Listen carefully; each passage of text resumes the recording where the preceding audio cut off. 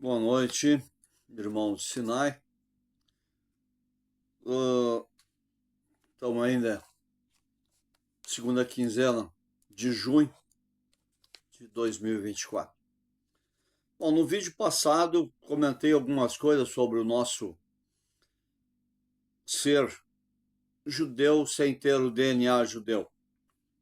E aí as pessoas sempre, mas ser judeu? O pessoal meio que torce o nariz, né? Porque nós estamos tão impregnados por antissemitismo que a gente nem se dá conta que a gente é antissemita. Antissemita é uma forma de racismo. Muda o alvo. Em vez de eu sou racista contra um alemão, eu sou racista contra um judeu. Mas tudo é racismo. Ou contra um negro, que é o que mais nos assola nesse país. E eu estava... Provavelmente eu vou fazer mais de um vídeo, tá? Porque é uma matéria extensa, eu quero relatar para vocês como é que foi se formando esse antissemitismo. E ele começa lá em Nabucodonosor, lá no ano 500 a.C. Então são 1500 anos de história, com mais os fatos bíblicos associados, dá uma matéria bastante extensa, vai dar mais de um vídeo. Bom, para começar, eu queria caracterizar, então, quem são os judeus, né? Quem é judeu? Judeu é o filho de mãe judia, é o primeiro. Mas hoje, para tu fazer uma aliá, que é ir para Israel como israelita, o teu avô, no máximo, é o pai ou o avô tem que ser judeu. Bisavô já não serve mais. Então eles estão criando, todo mundo que tem um avô judeu pode ir para Israel, fazer aliá, ir lá trabalhar e recebe cidadania judaica. E eu assisto vários vídeos, vários canais, né? Tem um astrônomo, um cosmólogo, um professor de física, um professor de matemática, dois rabinos, fora os da nossa política tradicional, alguns canais de Israel eu sigo também, né? Brasileiros que moram em Israel, que mostram como Israel é. E eu vi, passou por mim um vídeo de uma mulher jovem, muito bonita, negra, dizendo que, protestando contra o racismo das pessoas que assistem os vídeos contra ela, inclusive dizendo que ela não deveria estar em Israel, que ela tinha que voltar para a África, que ela era africana, ela não era israelense, e ela disse, não, eu sou uma beta Israel, eu tenho o direito de estar em Israel, tenho cidadania israelita, tenho passaporte, ela deu o passaporte na tela, né? E eu fiquei pensando, tipo, mas quem é os beta Israel, né? Isso aí eu não me lembro dessa gente, né? Onde que eles surgiram, esses beta Israel? Então vamos conceituar um pouquinho de Israel hoje. E como disse uma entidade um mês passado no Sinai, respondendo uma pergunta, ele disse, mas os judeus são assim. Sim, os judeus são assim, eles têm uma forma de pensar que não se encaixa nesse nosso pensamento liberalizado, que não é nem liberal, né? Esse pensamento brasileiro, que tu não precisa ter compromisso, tu não precisa ter horário, tu não precisa honrar nada, tu reclama dos teus direitos e os teus direitos e não cumpre os teus deveres. Dever não, dever é outro problema, eu quero os meus direitos. Nós temos que discutir os direitos. Os deveres, deixa pra lá. Tá. Então eu fui procurar uns beta Israel, e aí eu me lembrei da onde surgiu, como é que se formou Israel. Então, no final dos anos 1900, 1800, existia o Império Turco-Otomano, que tomava conta, desde lá da Turquia, descendo até o Egito e entrando Europa dentro até a Polônia. Aí, os ingleses na Primeira Guerra foram tomando territórios, territórios, territórios, e no final da Primeira Guerra Mundial, os ingleses eram quem comandava toda Israel, Egito, até o lado de cá de Bósforo, né, que do outro lado é a Turquia, do Estreito, era a Inglaterra que tomava conta. E lá, em 1937, os judeus já queriam voltar para Israel, para as terras santas, sagradas, porque as terras são prometidas. Essas conversas de Terra Santa, isso aí surgiu com os cristãos lá por 1800, 1000, que começaram o movimento de cruzadas. Além disso, eles, como os judeus já estavam tentando voltar para Israel, mas os ingleses estavam ocupando a terra no momento, eles começaram a comprar propriedades, coisa e tal. E, olhem só, os abastados, os super ricos, que tanto metem o pau, né, dos super ricos, né, exploradores do povo,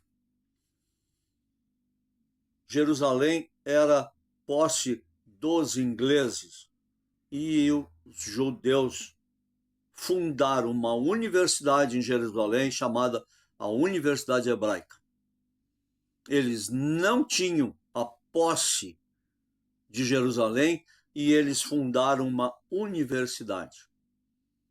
Pois é, as pessoas alugam uma casa e não pintam, não arrumam, não ajeitam, não fazem nada porque eles vão embora e vai ficar para os outros. Israel não existia, e eles fundaram uma universidade em Jerusalém. Estranho. Realmente eles pensam diferente do que a gente. Aí em 1947, aí um detalhe importantíssimo, Oswaldo Aranha, esse cidadão que deu nome àquela rua ali no Bonfim, a Oswaldo Aranha, a Avenida Oswaldo Aranha, um brasileiro aqui do Rio Grande do Sul, comandando a reunião da ONU, da Organização Mundial das Nações, ele viu que era uma hora propícia de pôr em votação a criação do Estado israelense e, prestem atenção, do Estado palestino. Então eles partilharam, pegaram o mapa, fizeram uma linha, isso aqui fica para Israel, isso aqui fica para a Palestina, Jerusalém não fica para ninguém, fica para a ONU, e partilharam o território. Os judeus disseram, mas essa não é a partilha que a gente quer. A ONU diz para eles, é a partilha que tem. Então nós pegamos. Os árabes que moravam nessa área, que seria a Palestina, que a Palestina não existia, não, nós não queremos isso aí. Nós vamos fazer uma guerra e vamos pegar esses ajudaiada e vamos varrer eles do Jordão até o mar, ou seja, exterminar com os judeus. E eles, em 1948, foi então declarado oficialmente o Estado de Israel. Houve a primeira guerra dos árabes contra Israel, que eles tiveram que pedir trégua em 59, porque eles não aguentaram, e nessa época não teve americano, não teve alemão, não teve inglês, não teve ninguém para ajudar os judeus. Eles se viraram sozinhos contra árabes. Era mais ou menos assim, um judeu contra 10 árabes, 11. Mas vamos para frente que nós temos muita coisa para falar, já estamos com 9 minutos. Então, eles, com o Estado formado, as comunicações, nós estamos falando de 1950, século passado, telégrafo e rádio. Televisão não existia televisão. Telefonia, muitas vezes, era de manivela. Então, os árabes chegou a Israel umas conversinhas que lá na África, na Etiópia, num reduto perdido, lá, um buraco lá da Etiópia, tinha uma tribo de africanos, eu estou falando de negros, africanos. Não estou falando de branco, caucasiano, de cabelo preto, loiro e olho azul. Falando de africanos nativos, negros. A palavra negro aqui está entrando com ênfase para caracterizar, para ninguém dizer que eu disse, mas os caras eram meio... Não, eram africanos. E esses africanos cultuavam o mesmo Deus dos judeus, eles tinham sinagogas como os judeus, estudavam livros iguais aos livros que os judeus estudam, a Torá principalmente, mas a Torá era interrompida com o conhecimento de uma época, lá pelo ano 300, por aí,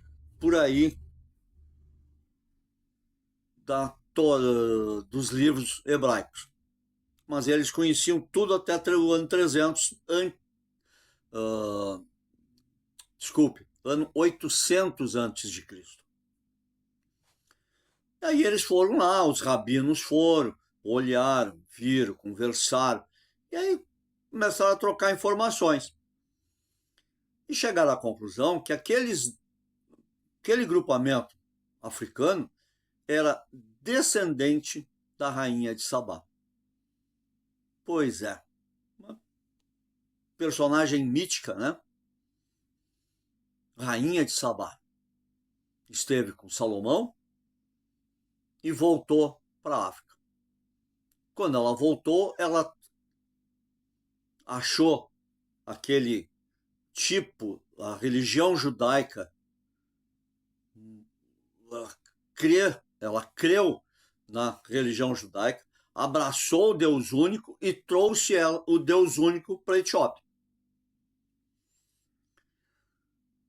Aí perderam-se, Salomão morreu, o filho dele fez aquelas pataquaiadas lá todas, o Estado judaico se dividiu em dois, ficou lá o norte semi-idólatra, no sul Judá e Benjamim, as duas tribos tomando conta de Jerusalém, a Galileia e parte do deserto da Judéia, ainda no poder.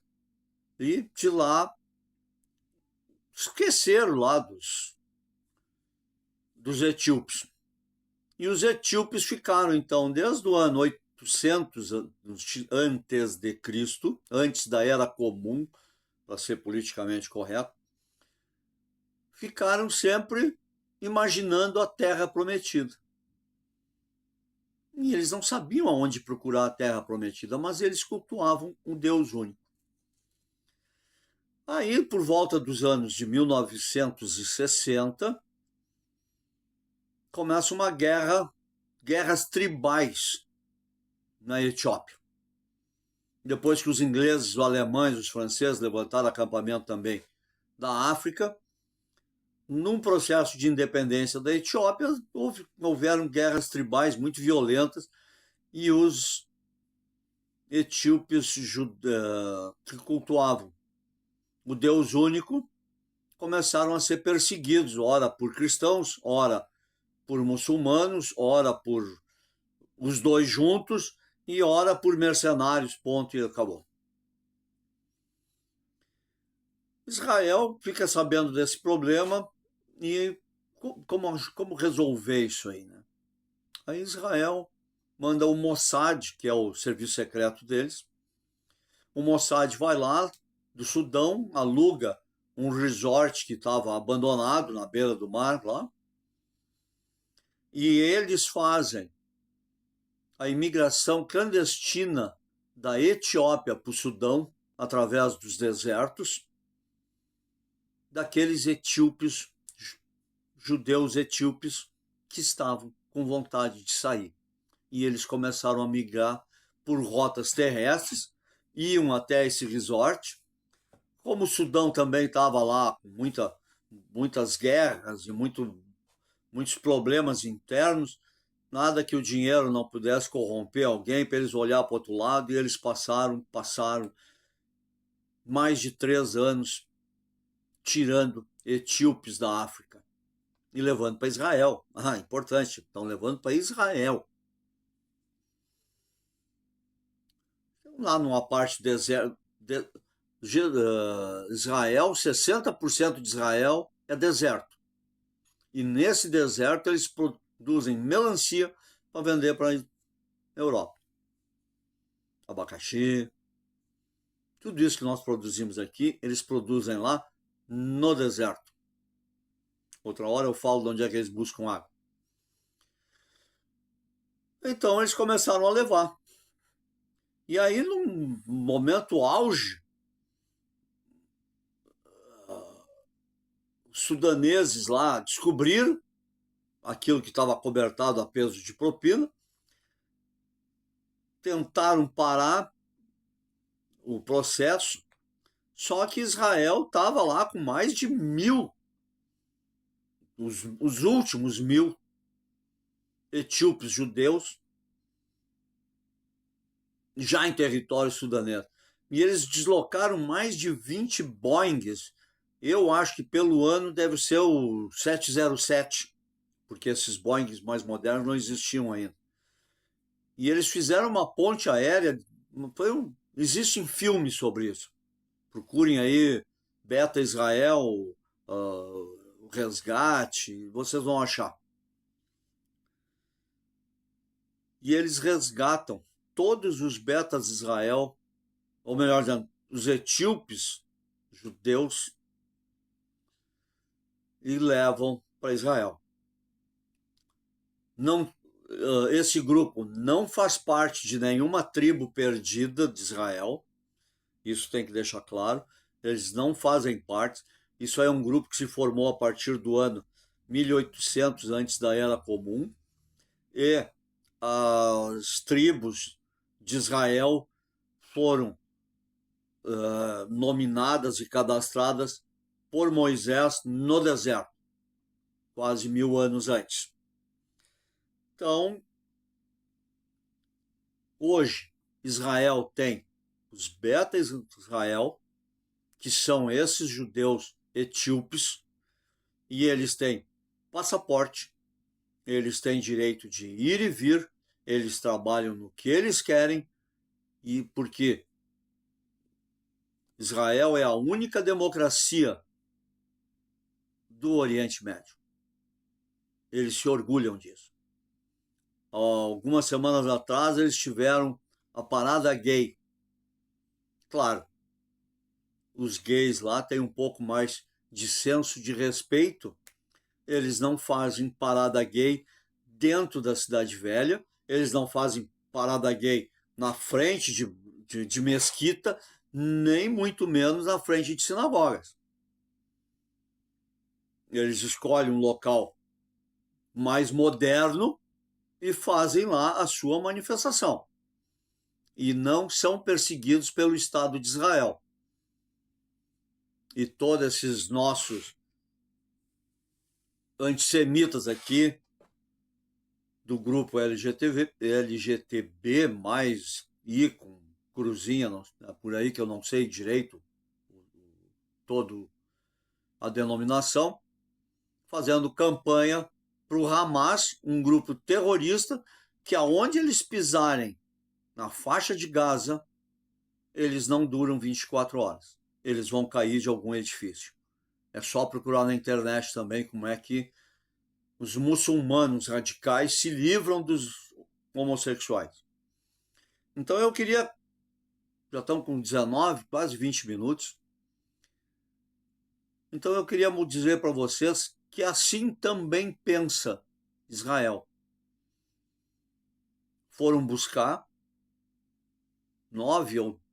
são 9 ou 19 mil, é um número nesse intervalo aí, etíopes que leem a Torá, que estudam a Torá, que eles passaram do ano 1800 anos, da época de Moisés, até a rainha de Sabá morrer e perderem a comunicação, ou seja, passaram do ano 800, 700, antes do avanço babilônico, que foi em 550, sobre Israel, eles passaram rezando para a terra prometida.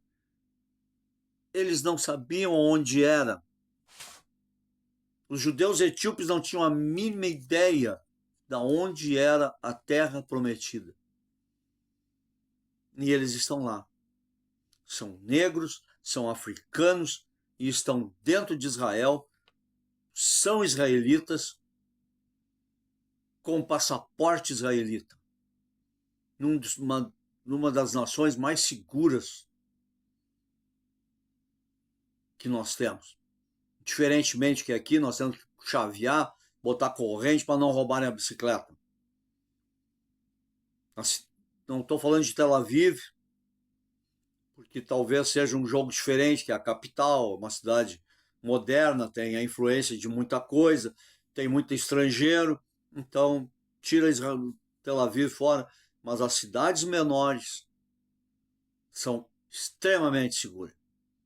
E o Iron Dome, que é o sistema de proteção antimíssil de Israel, protege os seus cidadãos contra ataques de mísseis dos grupos radicais muçulmanos da volta. Queria eu morar em Israel. Essa é uma vontade que eu tinha. Mas acho que não vai ser nessa encarnação que eu vou a Israel. Bom, gente, eu vou fazer outros vídeos depois. Se vocês gostaram desse vídeo, por favor, manifestem-se, né? Manifestem-se lá pelo WhatsApp do grupo lá.